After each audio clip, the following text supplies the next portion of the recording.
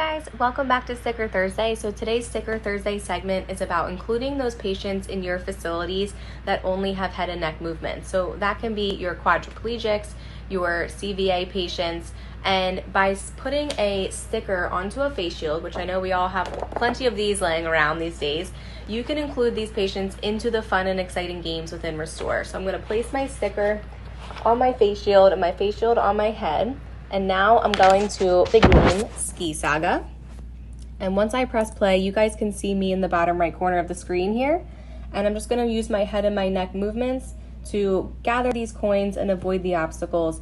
And let's just say this activity is still a little bit difficult. Don't forget about your tracker settings. So I can downgrade this activity by selecting a smaller range.